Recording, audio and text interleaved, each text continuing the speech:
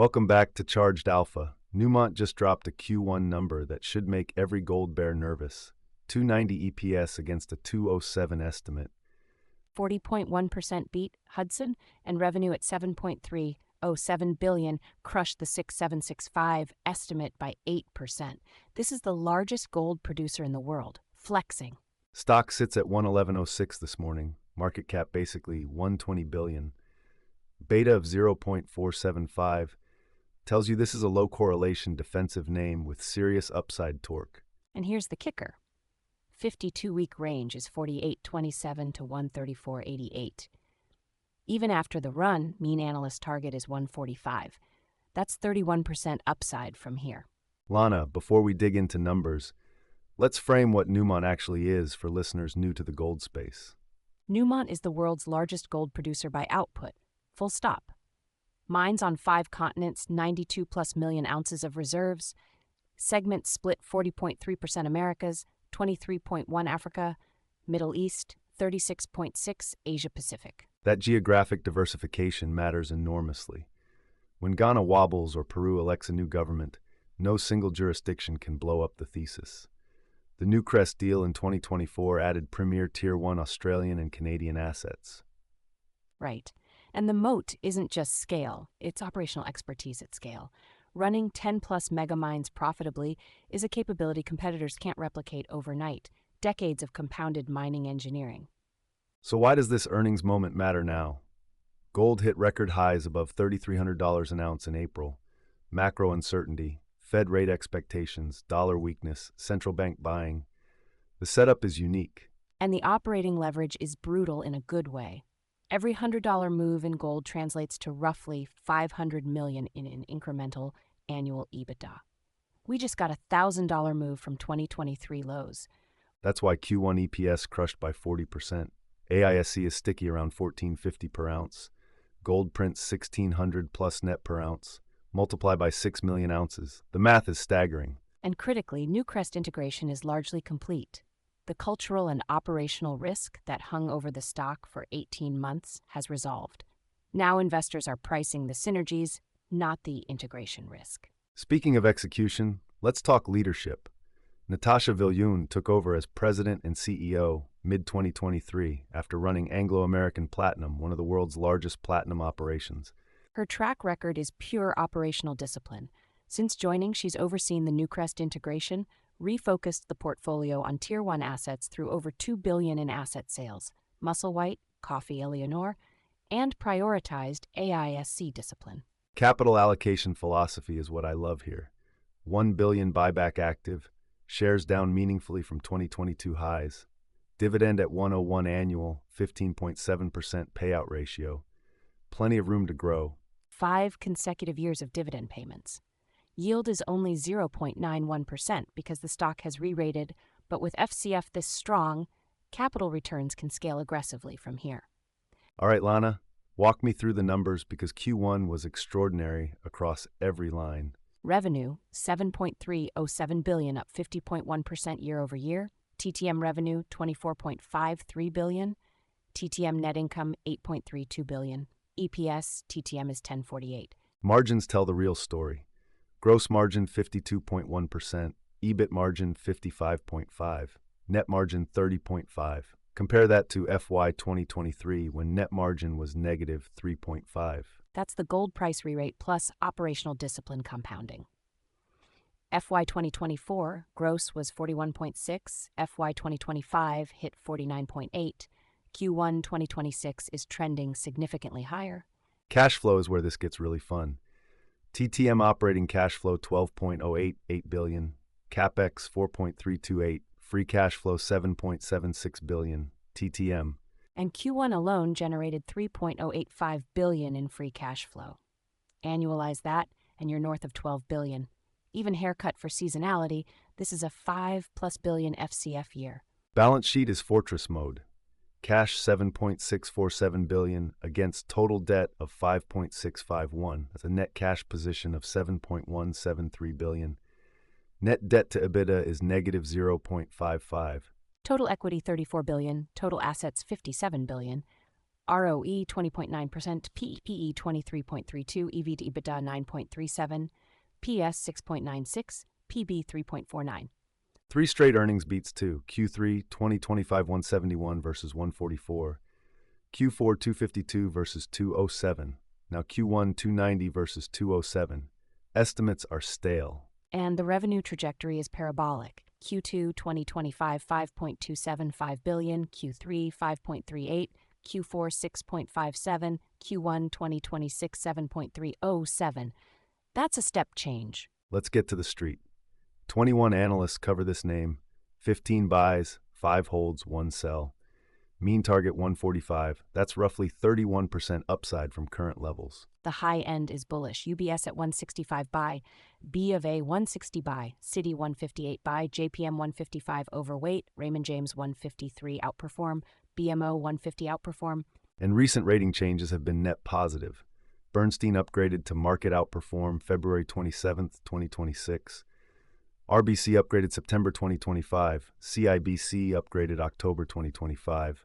The lone skeptics are TD Securities at 120 hold and Macquarie at 110 neutral. Macquarie actually downgraded September 2025. That's the one major bear voice, and the stock has climbed past their target. All right, let's build the bull case. Reason 1. Gold above 3,000 sustained by macro uncertainty, central bank buying, dollar weakness. NEM earns 1,600 plus per ounce against AISC 1,450. The spread is enormous. Reason 2. Newcrest synergies. 500 million plus annual synergies on track. Lihir and Cadia ramping. That's pure margin expansion, not in current consensus, and it shows up in the back half of 2026. Reason 3. Capital returns. 1 billion buyback active. Shares are down meaningfully from 2022 highs even after the rally. Buying back equity at these FCF yields is highly accretive. Reason 4. Portfolio optimization done. 2 billion plus in non-core asset sales completed. Musselwhite, Coffee, Eleanor. The remaining portfolio is Tier 1 only. Cleaner story, higher quality earnings. Reason 5. FY 2026 guidance is conservative. 5.9 to 6.3 million gold equivalent ounces at AISC 1,400 to 1,500. 5 billion plus FCF potential. At spot gold, upside to that. Now the bear case, Hudson. Risk 1 is obvious. Gold price reversal. $200 drop equals roughly 1 billion annual EBITDA reduction. If macro normalizes and rates stay higher, gold give back gains fast. Risk 2. Geopolitical exposure. Ghana, Suriname, Peru, Papua New Guinea. Resource nationalism is a real and rising risk. We've seen royalty hikes and permitting delays disrupt majors before. Risk 3. Newcrest integration execution isn't fully done. Cultural integration is largely complete, but operational ramp at Lihir and Cadia still has milestones. Any miss there resets synergy timeline. Risk 4. High capital intensity. 3 to 4 billion sustaining capex. That limits FCF conversion even at high gold prices. Gold majors aren't capital-light businesses, period. Risk 5. Currency and energy. FX headwinds when USD strengthens. Diesel is about 20% of AISC. Energy spike or strong dollar squeezes margins quickly. Both can move independent of gold. Let's talk peers, because relative value matters. NM trades at PS 6.96 with 50.1% revenue growth. That's the highest growth in the peer group by a wide margin. Compare Gold Barrick PS 3.20, growth 12.5, AIEM Agnico Eagle 8.10, 18.3, KGC Kinross 4.50, 22.1.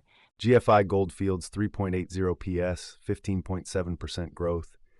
Pass Pan American 2.90, 9.4 growth. NEM screens premium on PS but justified by superior growth. AEM is the only peer trading at a higher multiple than NEM, and NEM's revenue growth is 2.7 times Agnico's. So on growth-adjusted multiples, NEM actually screens cheap relative to AEM. Options flow is decisively bullish. Put-call ratio around 0.45. Heavy call buying in the 120 to 130 strike range for June and September expiries. Implied volatility around 28%. Large block trades in 125 and 130 calls. That's institutional positioning for continued gold strength. They're not buying lottery tickets, they're buying directional exposure with conviction. Insider activity is mixed. Net sellers through 2025, but that's vesting RSU exercises, not signal. No material open market purchases. No unusual selling in Q1 2026. Neutral read. Key metric to watch going forward: AISC per gold ounce, tracking toward the low end of 1,400 to 1,500. At 3,300 spot, that's 1,800 plus margin per ounce times 6 million ounces. That math gets you to 10 billion plus potential annual margin. Even with sustaining capex, you're left with massive free cash. The question isn't whether NEM generates cash, it's how they return it. Bottom line, Hudson, NEM just printed 40% EPS beat, 8% revenue beat, 3.1 billion FCF in a single quarter. Net cash balance sheet: 21 analysts, 15 buys, mean target 31% upside. Bull scenario, gold holds above 3,000. Newcrest synergies fully flow through. FY 2026 FCF prints 6 billion plus. Stock retests 52-week high of 134.88 and beyond. Base case: gold drifts in 28 to 3,200 range, FCF lands at 5 billion, buyback continues, dividend grows. Stock trades to consensus 145, 25 to 30% total return. Bear case: gold reverses below 2,700 on a hawkish Fed pivot. Geopolitical disruption hits one tier 1 asset. FCF compresses to 3 billion.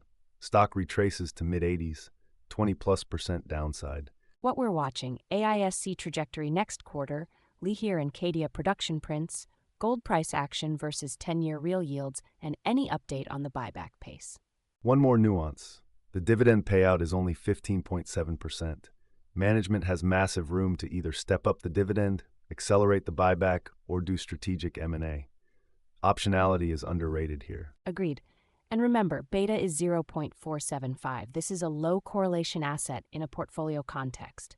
Even if you're cautious on broad markets, NEM offers diversification with growth. That's our Newmont Q1 2026 breakdown. World's largest gold producer, fortress balance sheet, 40% earnings beat, 31% consensus upside, and a CEO executing on Tier 1 portfolio focus. Numbers don't lie.